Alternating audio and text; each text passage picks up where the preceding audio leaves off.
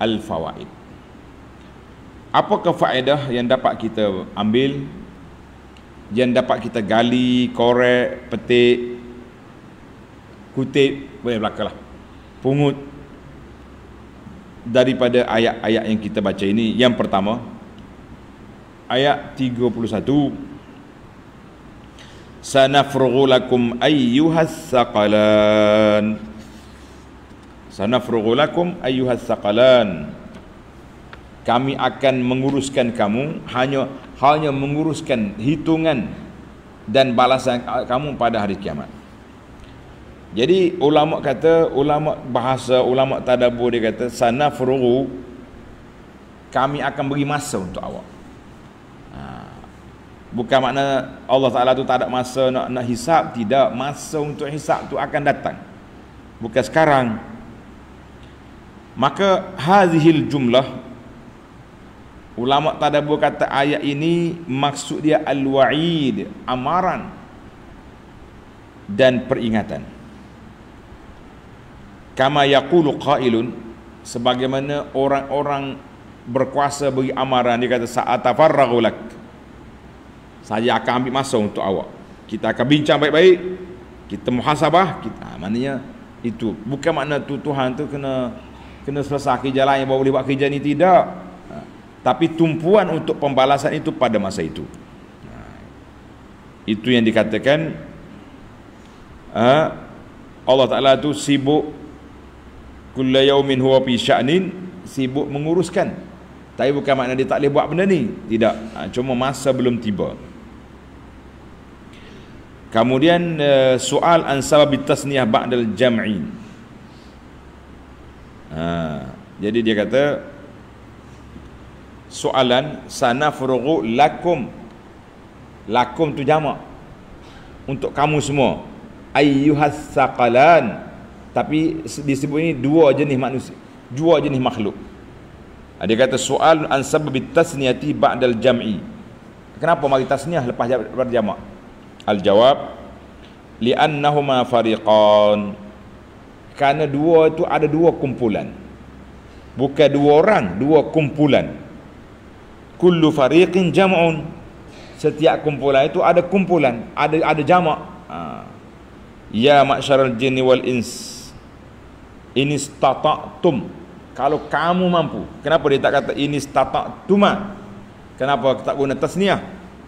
Sebab setiap kumpulan jin grup dia, kumpulan manusia grup dia. Jadi walaupun dua kumpulan tu kuma, tapi sebenarnya huma tu ada grup dia sendiri yang menunjukkan kepada jamak, menunjukkan kepada jamak. Jadi jelaslah jawapan kita kenapa lakum as-saqalan.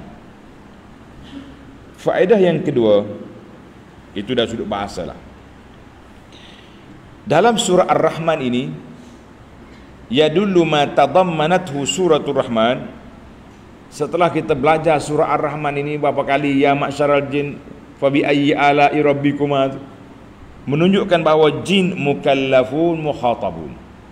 Jin ada taklif syarak sebagaimana kita manusia ada taklif syarak, dan ditujukan arahan Allah Ta'ala itu kepada mereka, diarahkan supaya buat, ataupun manhiyun, dilarang daripada melakukan perbuatan.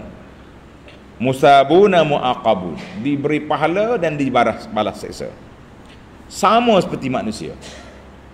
Yang beriman di kalangan jin seperti berimannya orang mukmin. Kafir jin seperti kafir orang mukmin. Karena itulah Allah Ta'ala sebut dua jenis makhluk ini dalam ayat surah Ar-Rahman ayat 14 dengan 15. Khalaqal insan wa khalaqal jan. Summa khataban naw'aini bil khitab.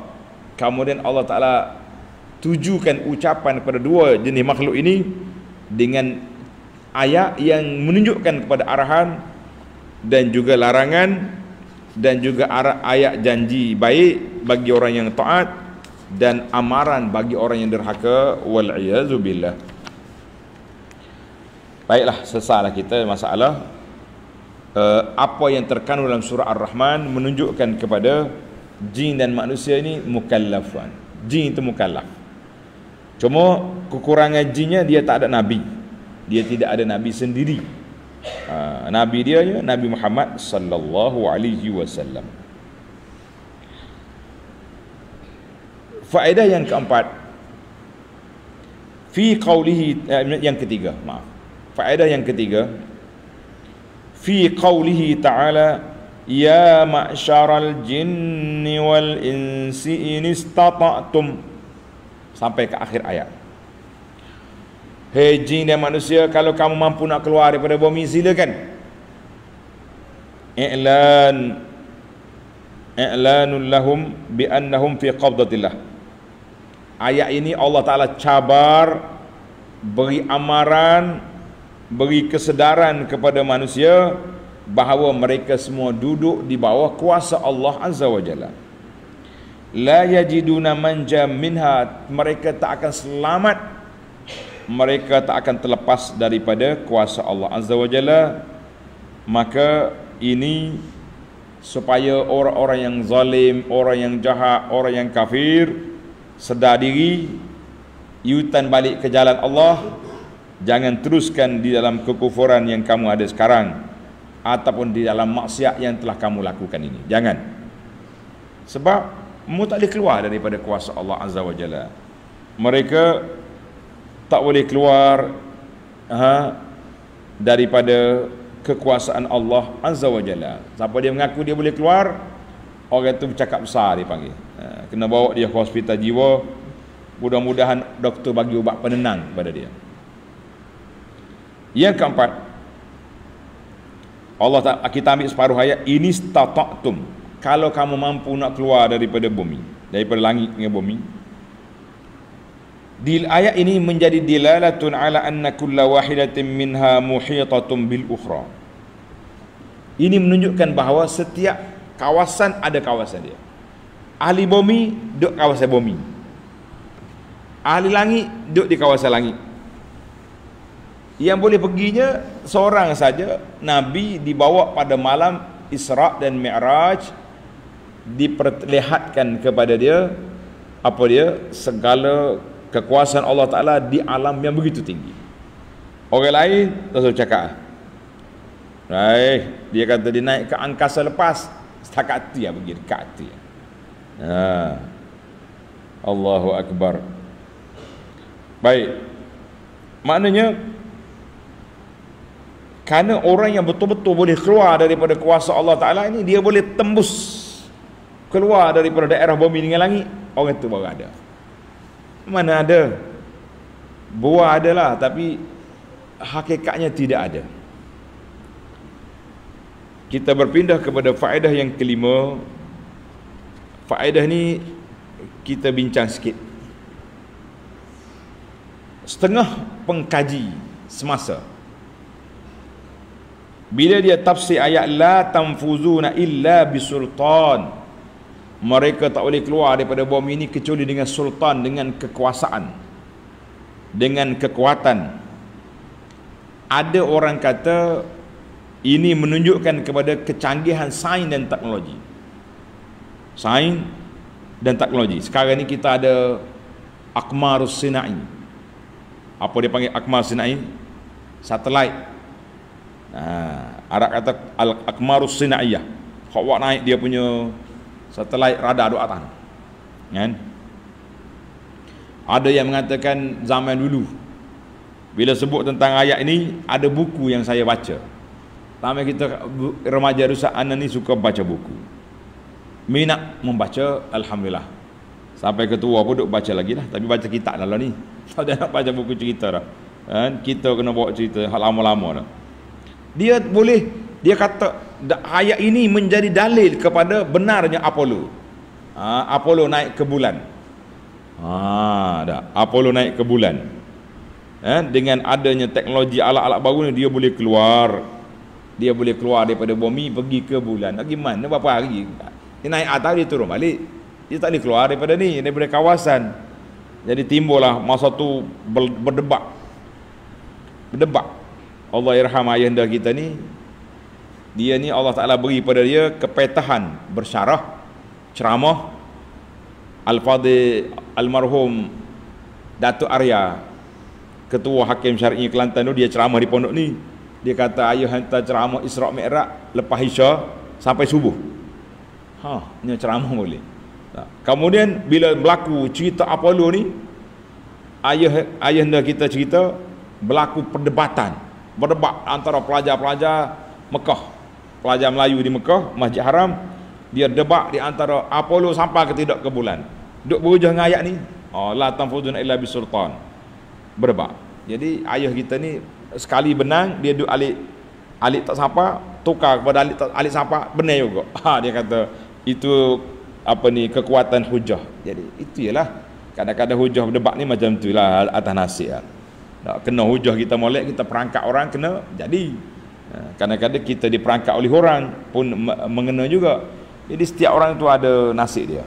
Baik, apa ulasan ulama tafsir ketika mengatakan ketika dia kata apa? Dia kata boleh keluar dengan Apollo ni.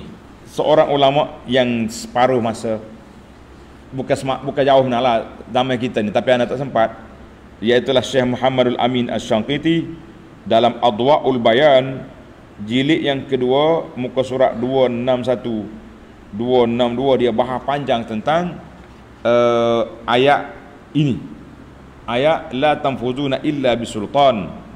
Dia kata tengok hujah dia. Yang pertama, kalau kata ada teknologi boleh terbang ke angkasa, kita nak jawab dengan beberapa hujah. Hujah yang pertama, anna ma'nal ayat huwa i'lamullahi jalla wa ala khalqahu. Ayat ini Allah Ta'ala mengiklankan kepada makhluk-makhluknya bahawa mereka tak boleh keluar, tak boleh lari daripada kekuasaan Allah Azza wa Jalla. Semua benda yang Tuhan rancang akan berlaku. Mu tak boleh lari. Mu duduk atas dunia sekejap, kamu akan mati. Tak boleh nak buat apa dah. Jangan buat. Ada kata waktu hari kiamat nak lari, malaikat tendang balik. Ada kata nak lari daripada mati, pun ditendang balik. Baik. Hujah yang kedua, Allah sebut ya ma'syaral jinni wal ins, wahai jin dengan manusia. Baik, kita kata manusia dapat sains teknologi, boleh naik ke angkasa.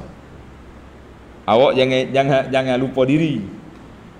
Allah sebut ya ma'syaral jin, hey jin. Jin ni dia ada roket ke dia? Dia perlu kepada jet, perlu kapal angkasa, sampai nak buang air dalam berak pun di kalam tu belaka. Jin ni kerja dia turun naik. Dia naik, yastariquna sam'a, naik ke langit mengintai dengar apa yang malaikat cakap, nak buat apa di bumi. Sehinggalah dibangkitnya Nabi sallallahu alaihi wasallam.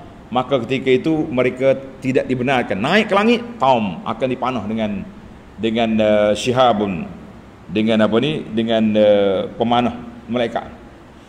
Jadi kalau kita kata jin tak perlu kepada saruh, tak perlu kepada kapal angkasa, tak perlu kepada alat-alat yang kita duk mikir tadi, maka apa faedahnya Tuhan kata ya ma'syaral jin? Kalau kata mu cari jet, cari roket untuk manusia, jin tak perlu. Habis ayat ini dicabar kepada jin dulu, ya ma'syaral jin wal ins. Maknanya hujah yang mengatakan dalil yang menunjukkan kepada kapal angkasa itu nak keluar daripada bumi, kata Syekh Syanqiti, tidaklah tepat. Wallahu a'lam. Sebab manusia hanya keluar daripada kawasan dia sekejap, lepas tu dia balik semula. Kita mengatakan ayat ini bukan ayat Apollo, tetapi ayat apa dia? Cabaran Allah Azza wa Jalla supaya kita ayat annal ayat fi siyaqit tahaddi. Ayat ini ayat mencabar manusia. La yumkin. Tak ada siapa boleh cabar Allah. Tak ada siapa boleh lari daripada kuasa Allah. Tak ada siapa boleh lari daripada ketentuan Allah Azza wa Jalla. Maka kita akur, kita terima dan kita taatlah kepada Allah Azza wa Jalla. Jangan cuba nak lari. Kalau nak lari pun tak ada kerja. Baiklah, tamatlah kita. Alhamdulillah 5 faedah yang dapat kita ambil daripada ayat ini secara